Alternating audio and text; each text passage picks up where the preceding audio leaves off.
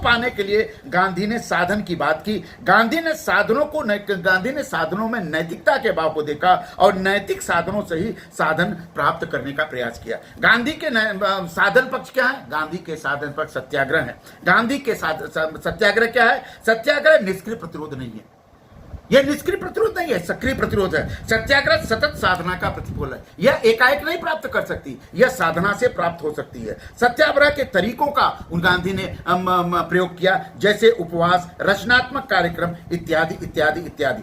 गांधी ने धार्मिक चिंतन को अपना धर्म परिवर्तन नहीं किया।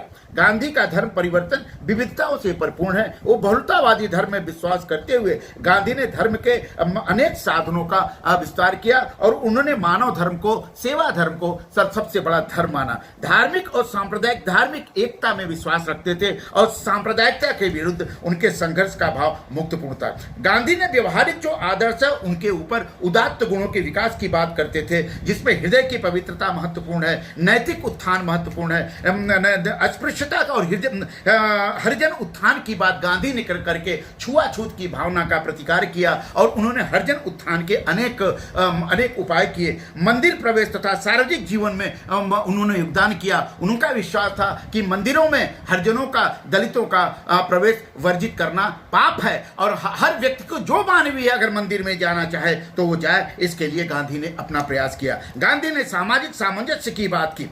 सामाजिक सामंजस्य के बिना समाज आगे नहीं बढ़ सकता। सामाजिक सामंजस्य के बिना विश्व आगे नहीं बढ़ सकता। सामाजिक सामंजस्य के बिना मानव का कल्याण नहीं हो सकता, समाज का कल्याण नहीं। इसलिए गांधी ने सामाजिक सामंजस्य की बात की।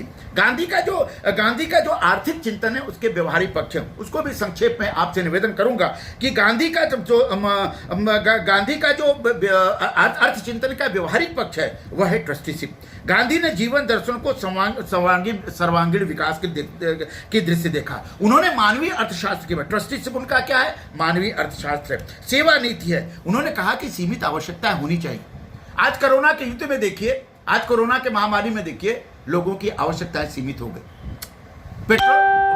पेट्रोल लोग खरीद नहीं पा रहे हैं, किसी तरह से जीवन यापन कर रहे हैं। तो इस सीमित आवश्यकताओं को हमेशा आगे बढ़ाना चाहिए। गांधी ने अब सीमित आवश्यकताओं के आधार पर ट्रस्टीशिप कहा और उद्योगपतियों के रूप में कहा कि समाज में जो कुछ भी अर्थव्यवस्था है उसका ट्रस्ट, उद्योगपति उसका ट्रस्ट है, राज्य उसका ट्रस्टी है, उसको स्वयं उसका उपयोग नहीं करना चाहिए, समाज के लिए उसका उपयोग करना चाहिए। अर्थ दर्शन गांधी का ट्रस्टीशिप और अर्थ दर्शन अहिंसा से अनुप्रेरित है। अहिंसा से अनुप्रेरित होने के कारण गांधी जी ने ट्रस्टीशिप की बात की है। ट्रस्टीशिप के सिद्धांत समाजवादी आदर्श है। गांधी के अनुसार सामाजिक भेदभाव का कारण आर्थिक विषमताएं हैं।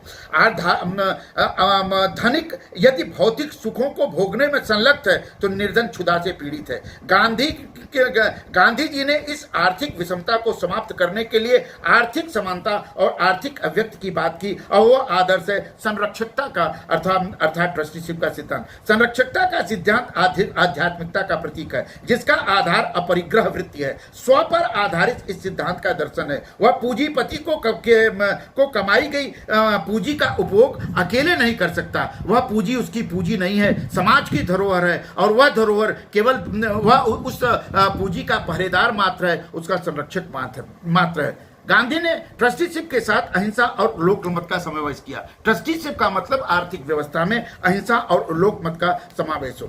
जहां तक गांधी के राजनीतिक चिंतन का सवाल है, गांधी ने राजनीति के आध्यात्मिकरण को जोड़ दिया। यह एक महत्वपूर्ण है। गांधी के राजनीतिक आध्यात्मिकरण का अर्थ है कि वह रूढ़िवादी पौराणिक मान्यताओं वाला धर्म नहीं है। वह धर्म उनकी आध्यात्मिकता आदर्श रूप से समाहित है। वह मानव जाति के कल्याण के लिए अपेक्षित है। गांधी जी ने अर्थ के क्षेत्र हो, राजनीति का क्षेत्र हो, सामाजिक क्षेत्र हो, आध्यात्मिक क्षेत्र हो, सभी में उनके लिए धर्म से प्रभावित है। उन्होंने अपने विषय में ठीक कहा कि मैं जो राजनीति का परिधान पहने वो हृदय से अधिक धार्मिक व्यक्ति हूं। गांधी ने राजनीति को में नीति के समावेश पर बल दिया और वह उचित अनुचित के में विभेद करता है। गांधी ने प्रचलित राजनीतिक मान्यताओं को, विचारधाराओं को अमान्य किया। उन्होंने मार्क्सवाद को अमान्य किया। गांधी ने कि मार्क्सवाद एक पाप है, और उन्होंने गांधीवाद ने मार्क्सवाद को छुआ क्योंकि वह संघर्ष को बढ़ावा देता है। मार्क्सवाद वर्ग संघर्ष को देता है। मार्क्सवाद का राज्य हिंसात्मक राज्य है, इसलिए गांधी ने उसका विरोध किया। धर्म राजनीति सर्व कुंडली की तरह हमारे जीवन में चारों ओर बढ़ गई है। वो इससे मुक्त लेना चाहें तो कोई लेना कठिन है, लेकिन प्रचलित मान्यताओं के बाद में गांधी ने धर्म तत्व का अभाव राजनीति को निकृष्ट बनाता है। धर्म तत्व का अभाव राजनीति को मृतप्राय बनाता है, शव के समान बनाता है। अगर राजनीति को सक्रिय करना है तो उसमें धर्म तत्व को जोड़ना चाहिए। राजनीति में उन्होंने मानव सेवा को बल दिया, और मानव सेवा का क्या मतलब है कि राजनीति का उद्देश्य होता है सभी व्यक्तियों की सेवा, सभी व्यक्तियों का कल्याण, सभी व्यक्तियों का उत्थान। गांधी ने अधिकारों के लिए संघर्ष किया, अधिकार और कर्तव्य में सामंजस्य स्थापित किया। गांधी मानते हैं कि कर्तव्यों के अभाव में अधिकार नहीं।